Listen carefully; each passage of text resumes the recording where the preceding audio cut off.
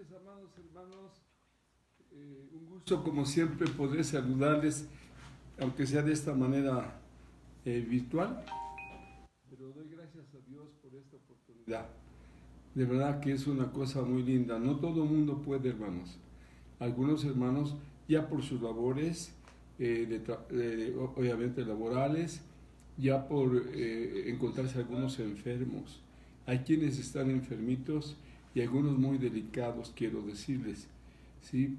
Pero nosotros, independientemente de que algunos todavía tengamos algunas secuelas de esta situación de la pandemia, estamos aquí para compartir la palabra de Dios. Y es para mí de verdad una alegría inmensa. Hay hermanos que nos están mirando de la Unión Americana, otros nos están mirando de otros estados de la República, y es un gusto de verdad poder dirigirme a ustedes en esta noche. Les ruego que oremos a Dios y luego vamos a hacer algún ejercicio muy bonito. Vamos a decir, sin que veamos nuestras Biblias, los primeros 10 versículos de este capítulo 5 de Mateo. Damos gracias, Dios, por darnos la oportunidad de reunirnos, aunque sea de esta forma. Te doy gracias por ello, por mis hermanos que haciendo un esfuerzo, un espacio en sus labores domésticas y de otra índole, se disponen a escuchar la palabra de Dios. Tú has dicho así, Señor, el que oye mi palabra y cree el que me envió tiene vida eterna. Eso nos alegra, Señor, y somos privilegiados. También lo dijiste, cuando aquella mujer dijo, bienaventurado el vientre que te trajo y los senos que te amamantaron. Tú dijiste, Señor Jesús, que antes bienaventurados son aquellos que oyen la palabra de Dios y la guardan. Y dentro de esa gente privilegiada nos encontramos nosotros. Así que muchas gracias. Ahora permite que por medio y a través de tu Espíritu Santo seamos guiados a toda verdad y a toda justicia y atendamos con toda solicitud, con mucho amor y cariño, esta porción de tu palabra que viene siendo, Señor, la carta magna, la constitución del cielo. Guíanos, Señor. Danos la actitud digna de ti para la gloria de tu nombre y corrige todo aquello que debamos corregir con tu Espíritu Santo. Y gracias por la oportunidad. Te pedimos por los hermanos enfermitos que no pueden estar aquí, sus parientes que los están atendiendo, que no pueden estar tampoco en esta sesión. Te pedimos que los bendigas a todos. Los que están laborando, los que están todavía en sus trabajos, dales tu bendición. Y si sus familiares, Señor, graban esto, que en su oportunidad lo puedan mirar. Por todo esto y tus bendiciones que nos das, muchas gracias, en el nombre de tu Hijo Jesucristo. Muchas gracias, Padre. Amén. Bien, vamos a hacer un pequeño ejercicio. Aquí enfrente de mí tengo a mi esposa, tengo a mi sobrino, en fin, y vamos a decir los primeros 10 versículos de Mateo capítulo 5, que seguramente ustedes se lo saben muy bien de memoria. ¿Qué le parece si empezamos despacito? Y si se medio atora, pues simplemente mire su Biblia y por favor, y procuren memorizarlos. Es algo maravilloso, es parte del Sermón del Monte y contiene enseñanzas supremas, fabulosas. Empezamos y dice así: viendo la multitud, subió al monte, y sentándose, vinieron a él sus discípulos, y abriendo su boca les enseñaba diciendo: bienaventurados los pobres en espíritu, porque de ellos es el reino de los cielos. Bienaventurados los que lloran, porque ellos recibirán consolación. Bienaventurados los mansos, porque ellos recibirán la tierra por heredad. Bienaventurados los que tienen hambre y sed de justicia, porque de ellos saciados. Bienaventurados los misericordiosos, porque ellos alcanzarán misericordia. Bienaventurados los de limpio corazón, porque ellos verán a Dios. Bienaventurados los pacificadores, porque ellos serán llamados hijos de Dios. Bienaventurados los que padecen persecución por causa de la justicia, porque de ellos es el reino de los cielos. Bienaventurados sois cuando por mi causa os vituperen y os persigan y digan toda clase de mal contra vosotros mintiendo. Gozaos y alegraos, porque vuestro galardón porque así persiguieron a los profetas que fueron antes de vosotros. Vosotros sois la sal de la tierra, pero si la sal se desvaneciere, ¿con qué será salada? No sirve más para nada, sino para ser hollada y echada afuera por los hombres. Vosotros sois la luz del mundo. Una luz no se pone debajo del almud, sino sobre el candelero, y alumbra a todos los que están en casa. Así alumbre vuestra luz delante de los hombres, para que vean vuestras buenas obras y glorifiquen a vuestro Padre que está en los cielos. Pido perdón por haberme equivocado 2 o 3 veces. Bien, hermanos, ya hemos estado señalando sobre la enseñanza suprema del Señor Jesucristo, que se encuentra justamente en los capítulos 5, 6 y 7 de Mateo. Ahí tenemos, como ya señalamos, exactamente lo que ustedes y yo debemos hacer. Es la enseñanza del Señor Jesús, que en esa oportunidad la dio, vamos a llamarlo así, de forma corrida. Pero en sus 3 años y medio de ministerio y posteriormente el Espíritu Santo a través de los apóstoles, ellos siguieron enseñando lo mismo. Por eso el Señor Jesucristo, antes de ascender, ya después de que había resucitado y después de que había dicho que toda potestad le había sido dada en el cielo y en la tierra, y les dio la gran comisión, por tanto, id y haced discípulos a todas las naciones, bautizándolos en el nombre del Padre y del Hijo y del Espíritu Santo, enseñándoles que guarden todas las cosas que os he mandado, y aquí que yo estoy con vosotros todos los días hasta el fin del mundo. Él mandó que enseñáramos lo que Él dijo. Recordarán que señalamos algo. Oísteis que fue dicho, y se dijo 1, 2, 3 y más veces, pero yo os digo. Dijimos que el Señor Jesucristo, dijo Él así: yo no vine para abrogar la ley, sino para cumplirla, pero para cumplirla no en el espíritu de la letra, sino en el espíritu realmente que debe ser, porque como dijo el Espíritu Santo por pluma de Pablo, la letra mata, el Espíritu vivifica, y debemos ser guiados por el Espíritu Santo. Y si somos guiados por el Espíritu Santo y el Espíritu Santo está en nuestra vida, entonces somos hijos de Dios y podemos clamar: Abba, Padre. Es Él el que nos enseña y nos revela cuál es el espíritu de la ley.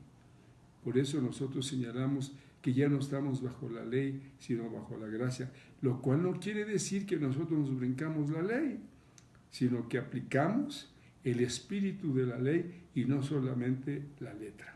Bueno, dijimos que este capítulo 5 y los 2 siguientes forman lo que llamamos el Sermón del Monte. Es el discurso, dijimos, más largo y más completo de lo que registra la palabra de Dios como salidos de la boca de nuestro bendito Salvador y Señor Jesucristo. Y en estos 2 primeros versículos que están obviamente al inicio del capítulo 5, son una especie, o se nos da una especie de instrucción general de las circunstancias que acompañaron la predicación de este sermón. ¿Cuáles son las circunstancias que acompañaron a este sermón? Si vemos, dice: viendo la multitud, subió al monte, está hablando del Señor Jesús, y sentándose, vinieron a él sus discípulos, y abriendo su boca les enseñaba, diciendo, y empieza el sermón con las bienaventuranzas. Y la primera cosa entonces que ahí señala es que nos indica quién era el predicador, quién fue la persona que señaló, enseñó y dictó todo esto.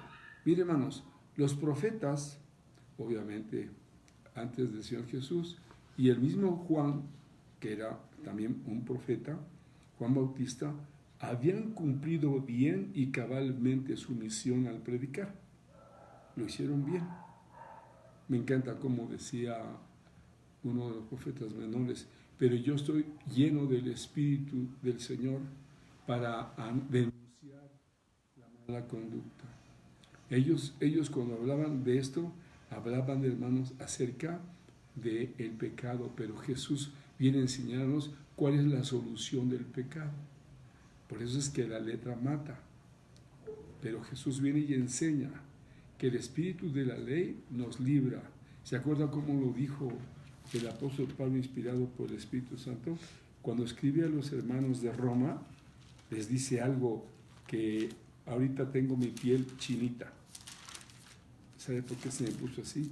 Por el contenido de capítulo número 8 de Romanos. Dice, porque la ley del Espíritu de vida en Cristo Jesús me ha librado de la ley del pecado y de la muerte, porque la letra, hermanos, lo único que nos enseña es que estamos muertos. Ve al verso 2, porque la ley del Espíritu de vida, porque la palabra de Dios es vida, dijo Jesús, yo he venido para que tengan vida.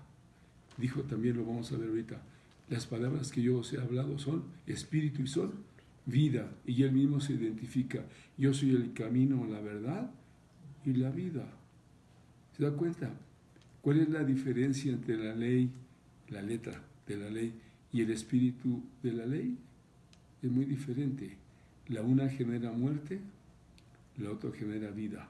Entonces aquí me dice, porque la ley es Romanos 8:2, porque la ley del espíritu de vida en Cristo Jesús me ha librado de la ley, del pecado y de la muerte, porque lo que era imposible para la ley, por cuanto era débil por la carne, Dios enviando a su Hijo en semejanza de carne de pecado y a causa del pecado, condenó al pecado en la carne. En este caso, cuando es en la carne, es en el cuerpo de Jesucristo, para que la justicia de la ley se cumpliese en nosotros. Nos es imputada la justicia de Jesucristo, no porque nosotros seamos justos. La Biblia dice, el justo por los injustos, para llevarnos a Dios. Y luego mire cómo dice, para que la justicia de la ley se cumpliese en nosotros, que no andamos conforme a la carne o conforme a la letra, sino conforme al Espíritu. Porque los que son de la carne, ahí empieza a señalar todo, como dijimos en la sesión pasada. Oíste que fue dicho, no cometerás adulterio. Pero yo os digo que cualquiera que mira, caray. Entonces, mientras el hombre no ejecutaba el acto mismo, podía pensar y hacerse 1000 pensamientos en la cabeza y no pasaba nada, porque no lo había consumado. Pero el espíritu de la palabra de Dios no es ese. Dios va mucho más allá de los hechos.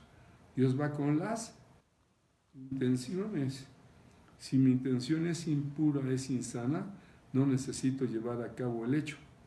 Ya con el simple hecho de pensarlo, de desearlo, de imaginármelo, con eso yo ya cometí adulterio en mi corazón. Bien, entonces nos habla primero del predicador, y el predicador es el Señor Jesús. Ahora, los profetas, dijimos, y Juan el Bautista habían cumplido bien su misión de predicar, pero Cristo, el Hijo de Dios, el príncipe de los predicadores, lo sobrepasó a todos. Por ejemplo, vea usted lo que dice en Juan, me encanta ese, cuando dice en Juan 7:47, ¿se acuerda que los alguaciles, por órdenes del Sanedrín, fueron a prender al Señor Jesucristo y no lo llevaron? Y les preguntaron, ¿por qué no lo trajeron? Y véalo, a ver, leamos el 47 de Juan, fíjese, 7:47. Fíjese lo que esa gente dijo respecto al Señor Jesucristo. Y eso es muy interesante. ¿Por qué razón? Porque nos damos cuenta que jamás nadie ha predicado como el Señor Jesús. Y lo dice así. Mire, el 46 dice, los alguaciles respondieron, jamás hombre alguno ha hablado como este hombre. ¿Se da cuenta? Nadie habló como él. Y la razón es una. Dice la Biblia así, usted recuerda Hebreos 1:1, Dios, habiendo hablado muchas veces y de muchas maneras en otro tiempo a los padres por los profetas, entre ellos Juan Bautista, en estos posteriores tiempos nos ha hablado por el Hijo. ¿Da cuenta? Es superior el Hijo en todo lo que usted quiera, al punto que la Biblia, pero aquí vamos a ver algo, que para que alguien pudiera hablar como lo hizo el Señor Jesucristo, para poder hablar se necesitaban dos cosas por lo menos. Una, estar lleno del Espíritu Santo. Y la otra, no solamente del Espíritu, sino de la vida de Dios en esa persona. Acuérdense que dice la Biblia que Dios estaba en Cristo. ¿Quién? Dios estaba en Cristo reconciliando al mundo, no tomándole en cuenta sus pecados, porque esos pecados los iba a llevar Jesucristo sobre su cuerpo. Esto es maravilloso. Por eso cuando él hablaba, usted recuerda lo que dice Lucas, dice que la gente se maravillaba de las palabras de gracia que salían de su boca. ¿Sí? Y las palabras de qué? De gracia. Y la Biblia dice, porque la ley por medio de Moisés fue dada, pero la gracia y la verdad vinieron por medio de Jesucristo. ¿La qué? La gracia. ¿Qué hace la gracia? Nos salva. ¿Qué hace la verdad? Nos liberta. Porque por gracia sois salvos por medio de la fe, y esto no de vosotros, pues es don de Dios. Y la verdad, y conoceréis la verdad, y la verdad os hará libres. Fíjese qué hermoso, gracia y verdad en una sola persona, el Hijo muy amado de los cielos. Así que demos gracias a Dios por ello, porque ahí está, por ahí búsquele. Ahí está el punto, y debemos de saber nosotros la inmensa bendición que tenemos, el alto privilegio que tenemos acerca de vivir en esta época de gracia. Y ese era el predicador, el Señor Jesucristo. Por ejemplo, un día, ustedes saben lo de la reina de Sabá. La reina de Sabá oyó que allá en Jerusalén había un hombre que disertaba, que hablaba, muchas cosas increíbles.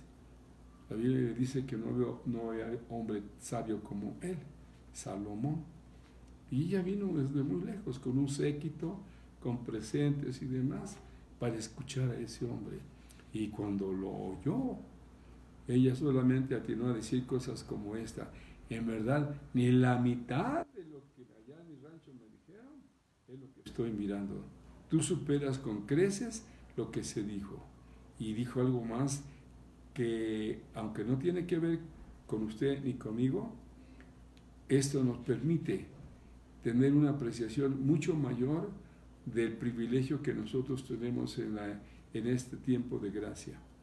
Dijo ella: bienaventurados estos tus hombres y privilegiados estos tus siervos que están aquí delante de ti, oyéndote hablar.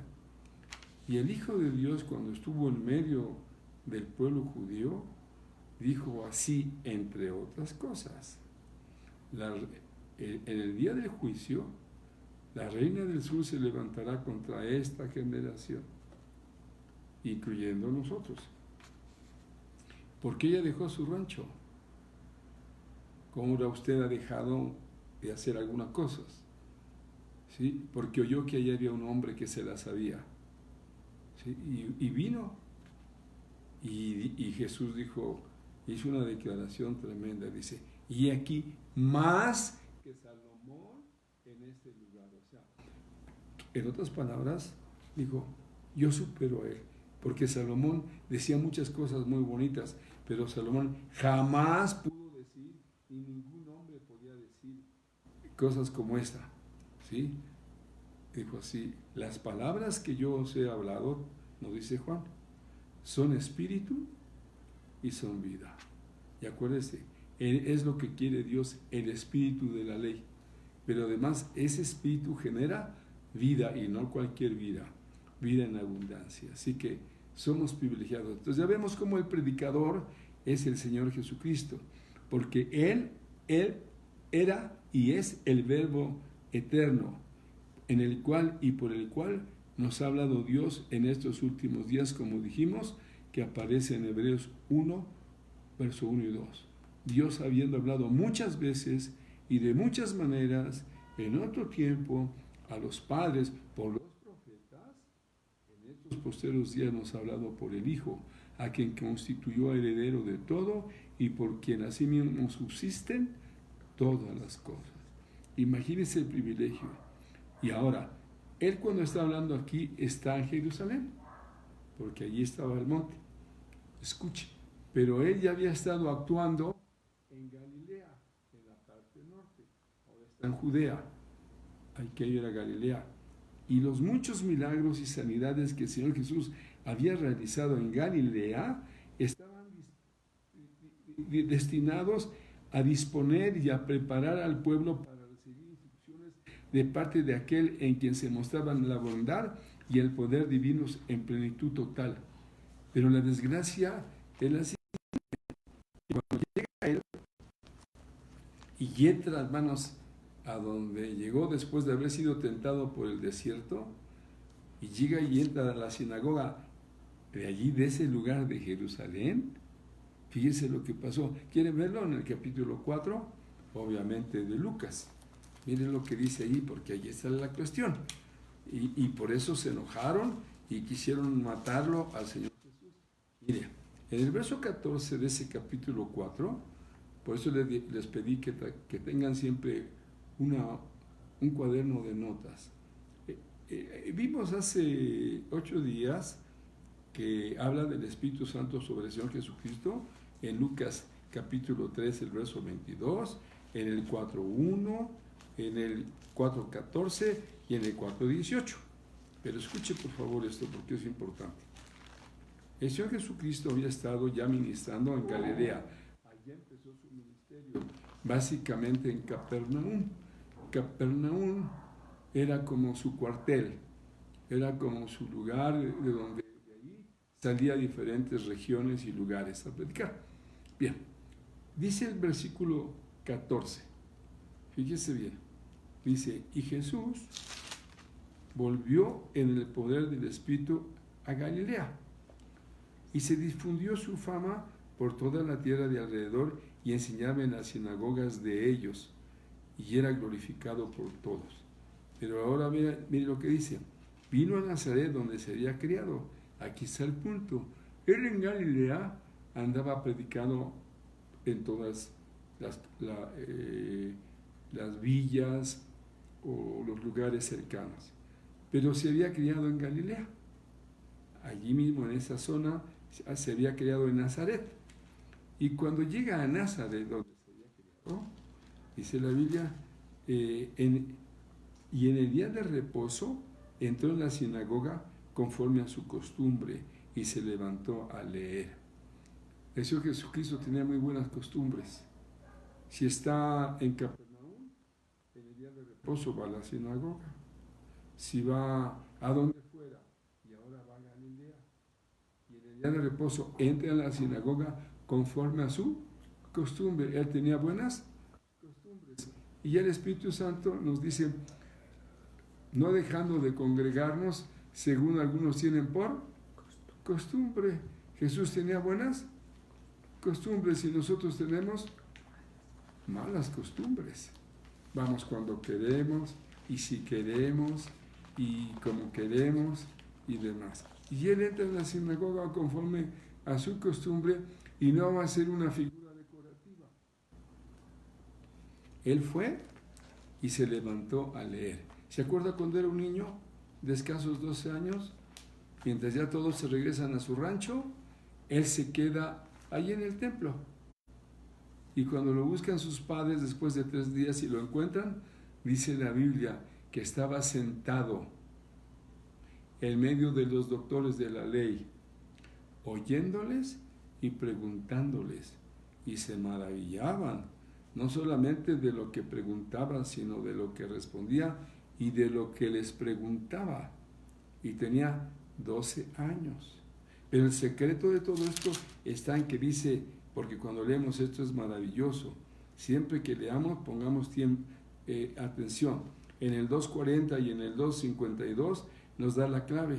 Miren el 2.40, y el niño, está hablando de Jesús, crecía y se fortalecía y se llenaba de sabiduría. Él no venía ya lleno, él se llenaba de sabiduría y la gracia de Dios era sobre él. Y ese se llenaba, es porque él era un asiduo lector de la ley, de la Torá, del libro. Y el 52 nos repite la misma idea. Y Jesús crecía en sabiduría y en estatura y en gracia para con Dios y los hombres. Y luego, para complementar esta idea, es bautizado y el Espíritu Santo desciende sobre él. Ahora, Juan era su primo. Juan Bautista era su primo, y Juan y Jesucristo no se habían visto. Pasaron tiempo, crecieron, llegaron dijéramos, a la adultez, 30 años, y no se conocían. De tal forma que cuando Juan Bautista encuentra al Señor Jesucristo y se miran a la orilla del Jordán, hace una declaración sorprendente. Y dice así: señores, cuando le dijeron acerca de Jesús, dice: yo no soy digno de desatar la correa del cazado del que viene atrás de mí. Y él dijo: él es antes que yo, porque es primero que yo. De su plenitud tomamos todos y gracia sobre gracia. Dice: y yo no le conocía, aunque eran primos. Pero el que me envió, ¿y quién vino? Dice el capítulo 1 de Juan, el verso 5. Vino un hombre enviado de Dios, el cual se llamaba Juan.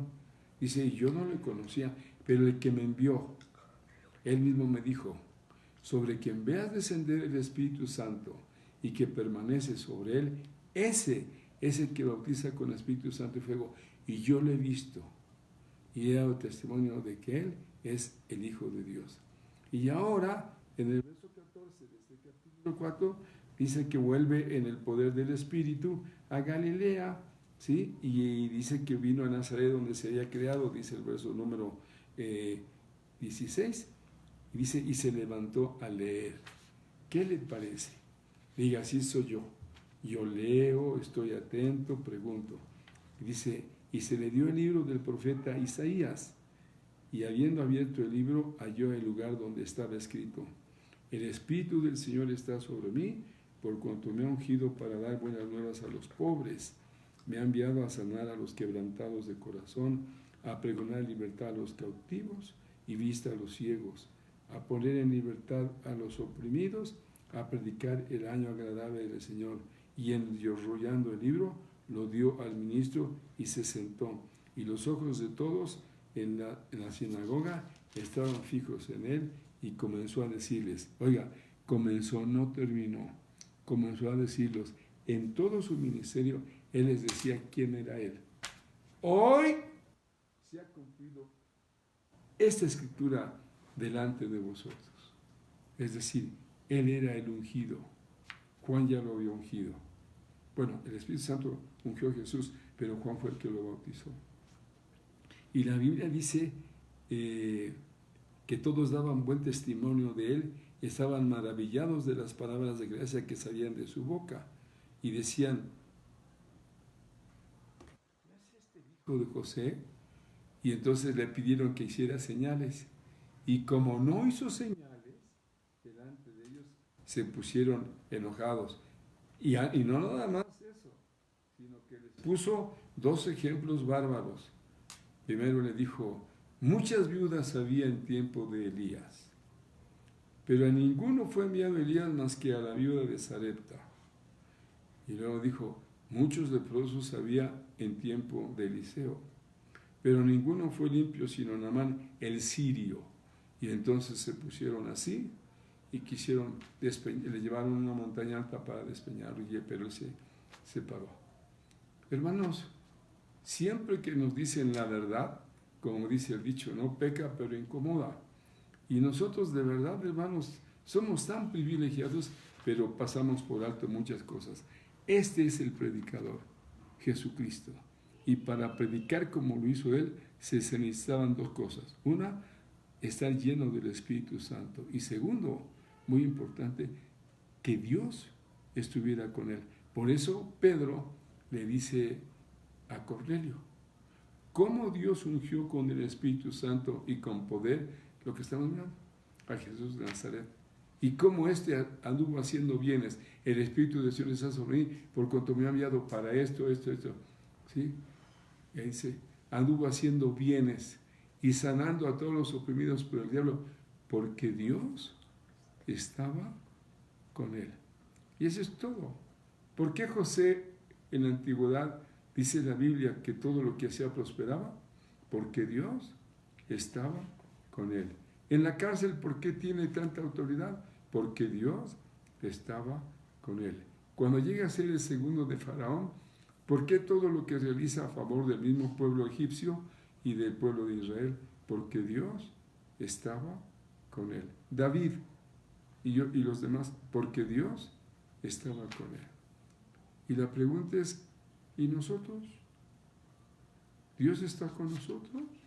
Si es así, ¿se evidencia? Allí cuando leímos o mencioné Hechos 10:38, dice 4 cosas de una persona que está ungida por el Espíritu Santo. No se les olvide, 4 cosas. Hechos 10:38. Dice Pedro así, ¿cómo Dios ungió con el Espíritu Santo? ¿Cuál es el efecto de la unción del Espíritu Santo en un hombre, en una mujer? Dice así, y cómo el que estaba ungido por el Espíritu Santo, 1, anduvo haciendo bienes. 2, sanando a todos los oprimidos por el diablo. Y 3, porque Dios estaba con él. Cuando una persona está llena del Espíritu Santo, no hace males. Y hay mucha gente que va al templo y que participa, pero hace males. Y ustedes y yo no estamos para hacer males. Estamos para hacer bienes. ¿A quiénes? A todos. Número 1. Segundo, y sanando a todos los oprimidos por el diablo. Una persona llena del Espíritu Santo, si llega a un hogar, a una familia, a un matrimonio que está fracturado, que están enfermos, sus relaciones no son buenas, sus relaciones están quebrantadas, malas, Él llega a sanarlos. No Él, la palabra de Dios, usándola Él, sana. Y todo el mundo se da cuenta de que Dios está con Él, porque se conduce adecuadamente. Bueno, ya vimos quién era el predicador, el Señor Jesucristo. Ahora vamos al lugar de la predicación. ¿Dónde predicó Jesucristo? Un día le enseñó así. En la cátedra de Moisés se sientan los escribas y los fariseos. Hace unos días yo oí algo en la radio de un hombre que me puso de malas, pero yo lo oí, no en la radio, en la tele, que dijo, y recuerden que nuestro Papa, así dijo él, el Santo Padre, así dijo él, nos recomienda que nos amemos unos a otros. Eso no lo dijo ese amigo, Pancho, eso lo enseñó el Señor Jesucristo. Un mandamiento nuevo os doy, y no como una opción, es un mandamiento nuevo os doy, que os améis unos a otros. ¿Dónde está Pancho? Y luego dice, ¿cómo? Como yo os he amado. ¿Y cómo nos amó Él? Dice que ninguno tiene mayor amor que este, que uno ponga su vida por sus amigos. O como dice Efesios 2, dice, el cual me amó y se entregó a sí mismo por mí. Es increíble cómo en el romanismo toda la gente le adjudica a su Papa todo lo que dijo el Señor Jesucristo. Y eso solamente son palabras, como lo dijera el mismo Jesucristo en Mateo 23. En la cátedra de Moisés se sientan los escribas y los fariseos, los papas, los cardenales y otros, y a veces los pastores. Así que todo lo que les digan que hagan y guarden, háganlo y guárdenlo, pero no hagan como ellos, incluyendo muchos pastores, porque dicen y no hacen. Y aquí el lugar de la predicación fue una montaña de Galilea. El Señor Jesucristo, hermanos, que no tenía lugar conveniente ni siquiera donde reclinar su cabeza, ¿se acuerdan? Que él un día dijo, alguien le dijo, te seguiré a donde quiera que vayas. La respuesta del Señor Jesús fue, mira, las zorras tienen, las aves tienen, yo no tengo. Pues él que no tenía donde reclinar su cabeza, tampoco tiene ahora un púlpito más conveniente que una montaña desde donde él podía ser visto y oído por la multitud que estaba recostada en las laderas. Fíjese que tomó una montaña, desde allí predicó, y no desde uno de los santos montes que habla de Sión, el santo monte de acá, el santo monte, una montaña común y corriente, sino desde un monte del remoto norte, con lo que el Señor Jesucristo quería indicarnos que si es la voluntad de Dios que los hombres oren en todo lugar, ¿sí?, también es su voluntad que se predique el Evangelio en todo lugar. Y nosotros andamos buscando púlpitos que nos inviten a lugares a donde hay mucha gente. ¿Me explico? Los hombres de Dios, los hombres guiados por el Espíritu Santo, nunca necesitaron eso. Déjenme comentarle uno nada más. Felipe estaba predicando en Samaria. Ahí dice la Biblia que estaban operando milagros, señales y otras cosas. De repente, había muchas conversiones.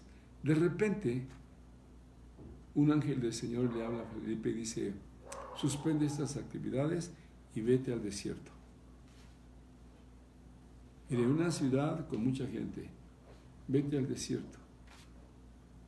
En la ciudad hay mucha gente, hay una algarabía grande. En el desierto, dice, allí hay uno que va de multitudes a uno.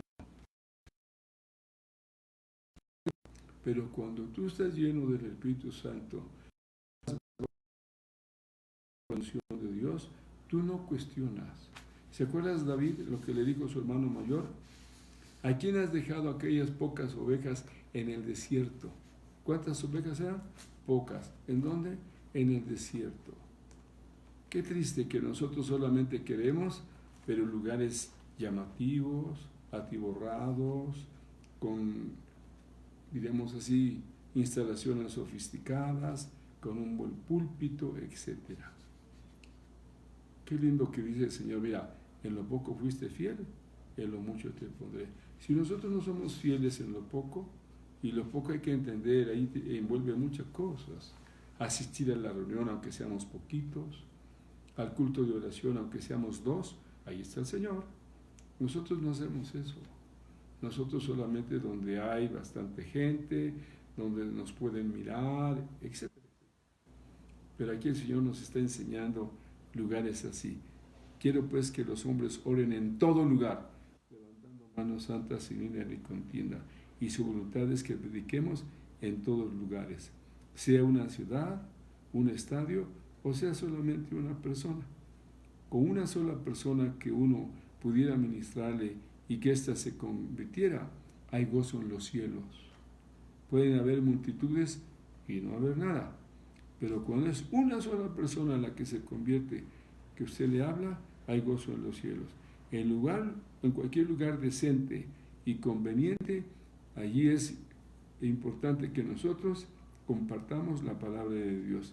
Y el Señor Jesucristo predicó este sermón, que es una especie de normativa espiritual para todos, porque sobre un monte se había dado la ley, pero observemos ahora algunas diferencias al respecto. Por eso la diferencia entre la ley y la gracia, entre la gracia y la ley, y ahora entre la montaña donde se dio la ley y la montaña donde predicó Jesús el sermón del monte. Allá hay algunas cosas muy interesantes. Por ejemplo, la Biblia dice que cuando se dio la ley, descendió el Señor Jehová sobre el monte de Sinaí. Eso dice Éxodo 19:20.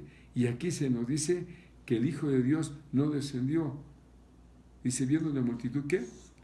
Subió. En uno desciende Dios. Aquí sube el Hijo de Dios. Fíjense qué hermoso. Segundo, en el Sinaí habló Dios en medio de truenos y relámpagos, al punto que la gente tenía miedo. Aquí se nos dice que Cristo abrió su boca diciendo. Y luego Isaías 42:2 dice, no gritará.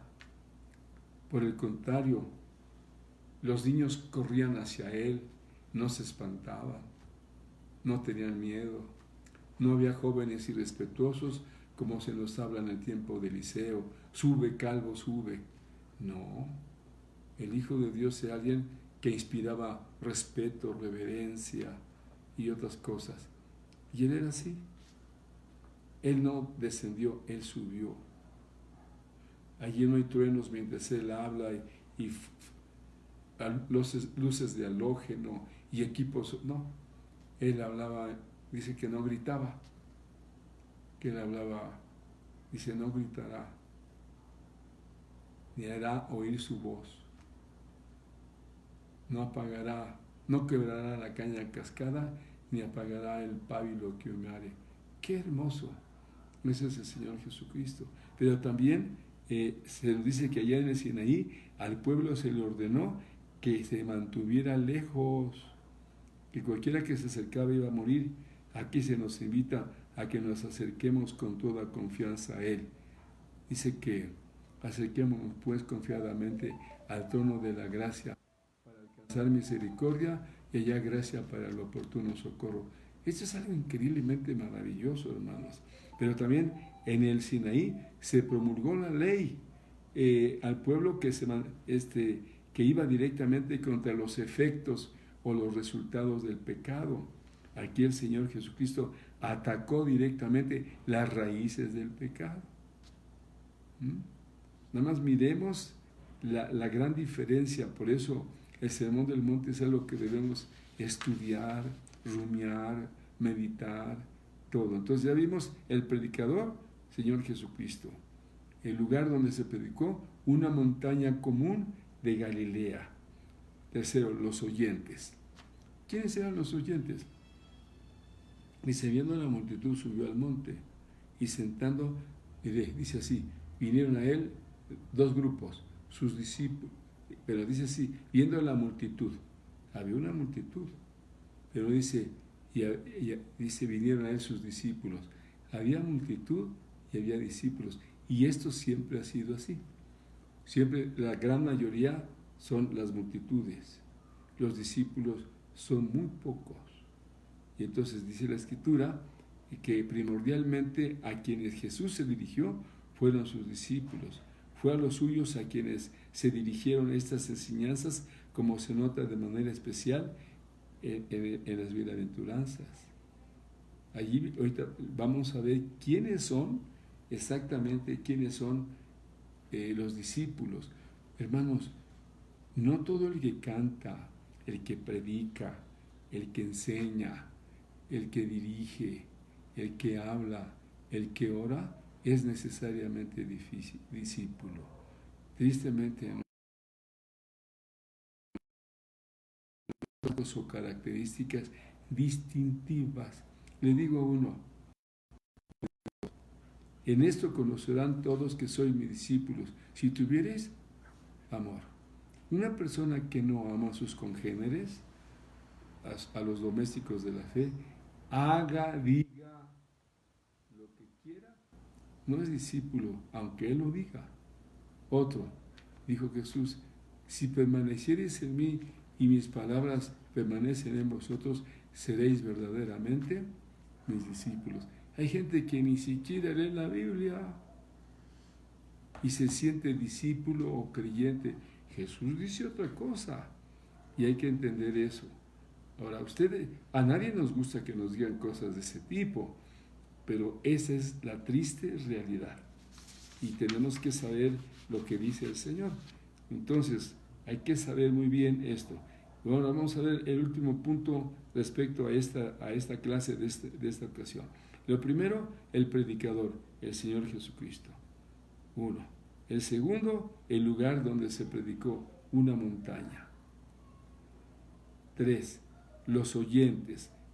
Los auténticos son los discípulos. No se les olvide. ¿Sí? El 4 es la suma importancia de la solemnidad del sermón. Déjeme explicarle. Nos cuesta trabajo a veces entender lo que se está diciendo, porque aquí dice la Biblia así, y sentándose. Para nosotros no tiene eso absolutamente mayor relevancia, ¿sí? Pero a los discípulos se les conoció así, los del camino, porque ellos predicaban, eran itinerantes. Mientras iban caminando, ya Dios lo había dicho, esas palabras que yo te mando hoy estarán sobre tu corazón y hablarás de ellas estando en tu casa, cuando te sientes, cuando te levantes, cuando andes en el camino. Pero las enseñanzas elementales, las enseñanzas de peso, las enseñanzas básicas, nunca se decían andando. Es como dijera aquel, mírame a la cara, mírame a los ojos.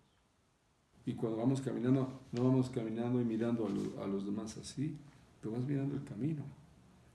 Pero cuando tú vas a decir algo de suma importancia, miras a la cara a las personas. Ahí es el secreto. Y dice la Biblia, y sentándose, ¿no? Que da la idea de un acomodo conveniente para ser oído mejor. Por eso se dice, en la cátedra de Moisés se sientan. Y ya cuando se sientan, se hace un silencio sepulcral. Y Jesús se sentó. Y cuando se sentó, todos sabían que él iba a decir algo muy importante, algo muy solemne, algo de vital y de suma importancia. Y él se sienta. Sí, y eso es muy importante que sepamos. Por eso, en una asamblea donde se predica la palabra de Dios, se nos pide que nos sentemos y que guardemos silencio. Y eso fue lo que pasó. Y luego también nos dice lo mismo, pero en otra frase que nosotros no entendemos, pero en el hebraísmo o en los judíos es muy importante, y abriendo su boca. Pues es obvio que si yo voy a predicar, tengo que abrir mi boca. Pero ¿por qué dice Dios esto en su palabra? Porque se sienta para decir y señalar la importancia que esto tiene. Y cuando dice que abre su boca, es porque no va a decir, perdónenme incluso lo que va a decir, un chiste. No. Va a decir, como se dice vulgarmente, la crema, la nata, la pura verdad. Y abriendo su boca, que ordinariamente esto insinúa que se va a decir algo de suma importancia. Hay dos casos semejantes en la Biblia, y los dos están en Hechos, y los dos se atribuyen a Pedro. Uno está en el capítulo uno es a Pedro y otro es a Felipe. Cuando Felipe en el capítulo 8 se sienta en el carro después de que lo invita el funcionario etíope a que se sentara con él y le hace la pregunta, ¿de quién dice esto el profeta? ¿De sí mismo o de otro? Dice la Escritura que Felipe, abriendo su boca, me encanta eso, abriendo su boca y comenzando desde esta escritura que iba leyendo el etíope, le enseñó, le mostró, le predicó el evangelio. Y cuando llegaron a cierta agua, dice, aquí hay agua, dijo el etíope, ¿qué impide que yo sea bautizado? Él, si ustedes leen, no dice nada, te tienes que bautizar, pero se infiere que en esa plática que tuvieron en todo ese tiempo, él le habló, Pedro le habló, Felipe le habló de todo lo que tenía que ver con el evangelio. Dijo el Señor Jesús que fuéramos, que hiciéramos discípulos, que los bautizáramos en nombre del Padre, y llegan al agua y dice el etíope, bueno, tú me dijiste hace un momento que hay que bautizarse, allí hay agua, ¿qué impide que yo sea bautizado? Y entonces viene algo que es fundamental. Dice que le dijo Felipe, si crees de todo corazón, bien puedes. Preguntó el carcelero de Filipos, señores, ¿qué debo hacer para ser salvo? Cree. Pablo le dice a los hermanos de Filipos, ¿sí? Lo mismo.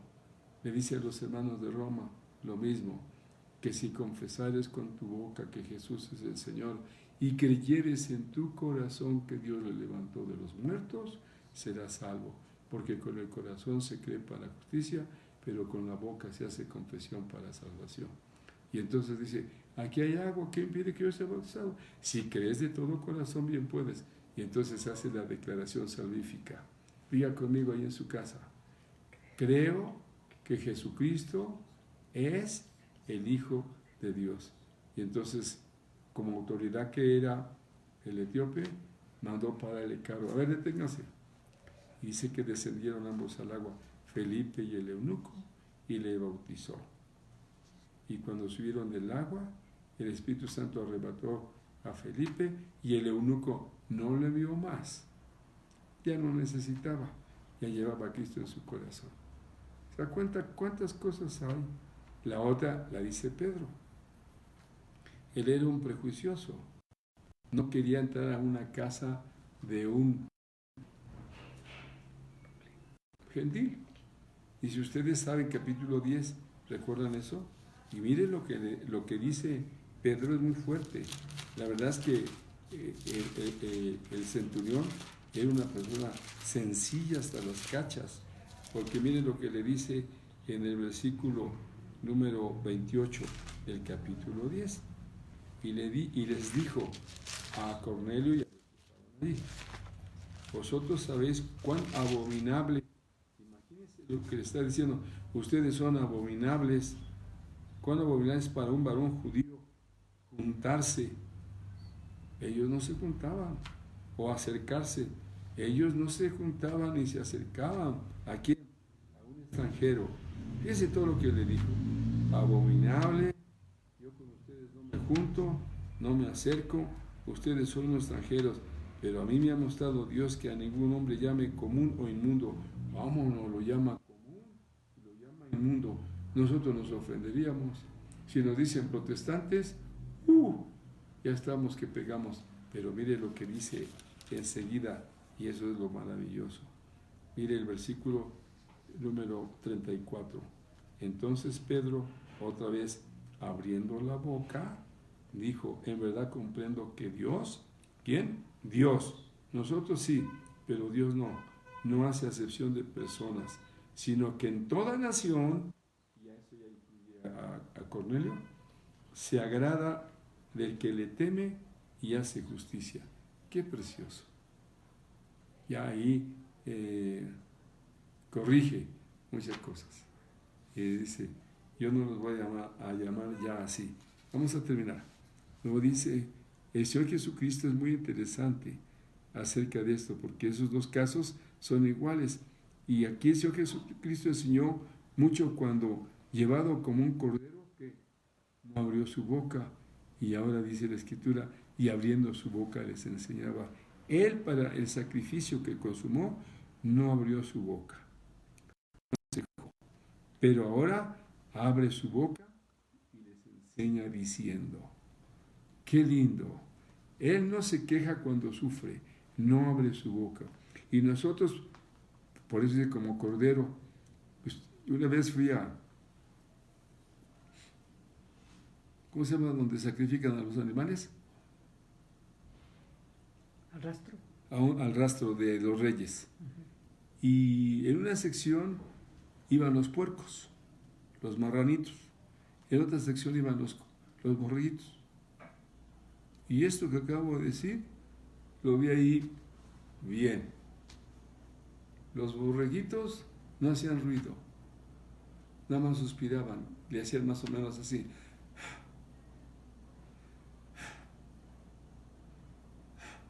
Y los degollaban, morían. Y del otro lado, donde estaban los puercos, era un ruidal de aquellos. Y a veces nos sucede a nosotros, que no somos como corderos, somos como los otros, úfules. Bueno, aquí entonces es muy interesante que debemos de ver que el Señor Jesucristo fue llevado como un cordero cuando iba a la cruz y no abrió su boca. Pero ahora nos dice, y abriendo su boca les enseñaba diciendo. Aquí nuestro amado y bendito Señor nos enseña cuál es el mal que debemos evitar y cuál es el bien en que debemos abundar. Y esto es algo respetable en toda la Biblia, porque la vida cristiana tiene por objeto normas de pureza en nuestras mentes y la santidad en nuestras conductas. Y termino diciendo, el Evangelio, hermanos, es tiempo de reforma, de corrección. Es en donde todo debe ser recto rectificado, no ratificado, rectificado. Oísteis que fue dicho, pero yo os digo, dice el Señor Jesús. Tú oíste. Hablemos de nosotros, de la religión popular, que fuisteis rescatados de vuestra vana manera de vivir, la cual recibisteis de vuestros padres, no con cosas corruptibles como oro o plata, sino con la sangre preciosa de Cristo, como de un cordero sin mancha y sin contaminación, ya destinado desde antes de la fundación del mundo, pero manifestado en los posteriores tiempos por amor a nosotros. ¿Se da cuenta cómo es Dios? Y todo lo que el Sermón del Monte nos va a enseñar a partir de la próxima semana, vamos a ver cosas que seguramente nunca habíamos escuchado. Y yo espero, Dios, que usted traiga su hoja de notas para que aprendamos. Hagamos una oración y concluyamos, por favor.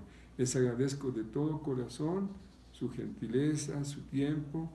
Espero que todos estemos en un mismo espíritu y con la actitud correcta. Y nos sentemos. Fíjese aquí una cosa, dice que la gente se sentó. Y yo creo que debemos hacer siempre que nos den la bendición de compartir la palabra.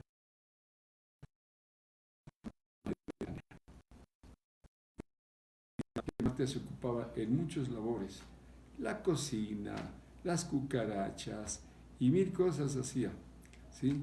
Pero dice que María se sentaba a los pies de Jesús. Y todavía protesta Marta y dice, Señor, ¿no te da cuidado que mi hermana me deje hacer las cosas sola? Dile que me ayude, no seas inconsiderado. Vienes tú con estos 12 gorrones. ¿Sí? Y le dijo el Señor Jesús, Marta, Marta, 2 veces. Y cuando decían las cosas 2 veces es porque aguas. Dice, afanada y turbada estás con muchas cosas, pero María ha escogido la buena parte, la cual no le será quitada. Hoy hemos escogido buena parte. Demos gracias. Amado Dios, te agradecemos la inmensa bendición que nos das de escuchar tu palabra. Hay tantas cosas que yo debo aprender, mis hermanos también. Permite que tengamos la actitud correcta, que nos sentemos como el caso de María de Betania, que nos sentemos y digamos lo que dijo Cornelio. Todos estamos aquí en la presencia de Dios para oír todo lo que Dios te ha mandado. Que así seamos, Señor. Que sea tu Espíritu Santo guiándonos y nosotros tengamos la actitud que dice, habla Jehová, que tu pueblo escucha, y que cuando terminemos podamos decir, oh Jehová, he oído tu palabra y temí. Oh Jehová, aviva tu obra en medio de los tiempos. En medio de los tiempos, hazla conocer. En la ira, acuérdate de la misericordia. Señor, te doy gracias de todo corazón. No sé quiénes hayan escuchado, pero te pido los bendigas. Y los que no lo pudieron hacer, también, Señor, dales tu bendición y permite que en la próxima nos reunamos todos. Para la gloria de tu nombre te lo pido y por él te doy gracias. Amén. Permítame darle unos avisos que son. Si Dios lo permite, este domingo empieza lo que tradicionalmente se conoce como la Semana Santa. Dios no quiere Semanas Santas, Dios quiere vidas santas. Dejemos eso. El domingo es que domingo de Ramos y cosas por el estilo. No vamos a tener más que el servicio común, normal, sin el tema de la entrada triunfal. Pero, por favor, escúchenme, si son tan amables. El viernes de la próxima semana es el equivalente a las 7 palabras. Y se nos están invitando las autoridades a no salir, a no congregarnos, por esto que es conocido de todos. Entonces, me voy a permitir invitarlos para que la próxima semana, el día viernes, de 2 a 3 de la tarde, viernes de 2 a 3 de la tarde, tengamos el sermón de las 7 palabras. Y me voy a permitir dárselos corridito. Le voy a dar el sermón de las 7 palabras ese día. Y Pídanle a Dios. Si ya me siento mejor, me presentaré el domingo de resurrección para dar el sermón que tiene que ver con la resurrección del Señor Jesucristo, que es la piedra angular de la fe cristiana, su resurrección. Así que esos dos avisos. La próxima semana, viernes, de 2 a 3 de la tarde, tendremos el sermón de las 7 palabras. Y después el domingo, piden a Dios y daremos el sermón de la resurrección. Les mando un abrazo a todos, que Dios me los bendiga. Sigan, por favor, o sigamos orando por los hermanos que están enfermitos. Un abrazo y mi amor para todos en Cristo Jesús. Gracias, que Dios me los bendiga. Gracias, amados míos. Un gusto.